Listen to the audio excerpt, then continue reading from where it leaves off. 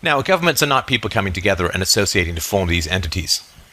Governments are reflections of particular ideas, and those ideas are insane, are completely irrational, and completely ridiculous.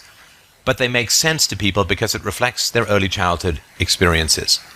So clearly, if I come up to you, knock on your door, and say, "Hi, I'm from ABC Protection Agency, and I'm going to try and protect your property, and the way that I'm going to do that is you need to sign over the power to me to rifle through your bank account at will and take whatever basically I please. Oh, and also I'll need to borrow against your children's collateral if and when they ever become productive citizens of society. Oh, and I need to be able to give you rebates in counterfeit money." Right? This would all be, it would be nonsense. You'd say, well, you're insane and you're a criminal, so you got to get off my property, man. But the way that it works with the state is even worse than all of that. But it only seems believable because people believe that without a hierarchical, violent monopoly, then everyone's going to run wild. Everyone's going to, there are these terrible corporations. These corporations are going to run wild without the government putting its foot down and putting a stop to all the...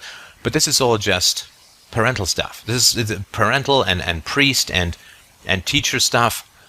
I mean, when I was a kid, the kids went wild, and then the teachers came in and they had to... You see all this all the time in, the kind of Good Wife style court shows. The lawyers are all yammering at each other, and the judge says, "Enough!"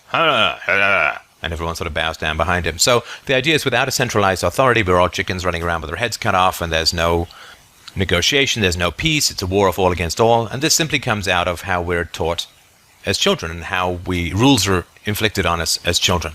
They're not explained to us. We're not respected. We're not treated as equals as much as possible. And so because we have these top-down, do what I say, not as I do. And of course, there's still a lot of spanking and yelling and abuse and so on. So the idea is, of course, that without a bullying central authority, there's no possibility of order. This is bred into us from before we're even born. And then we look at the government, which is just an extension of this irrationality, and it seems to make sense to us. There is no human nature. There is only the deep impressions of pre- and postnatal early childhood. That's all there is. There is no human nature. There is only the deep impressions carved into our souls by pre-birth and post-birth, particularly the first few years of early childhood. That's all there is. The state is an effect of the family. And if you change the way that children are raised, you change human nature, you change society. It's the only way to get it done.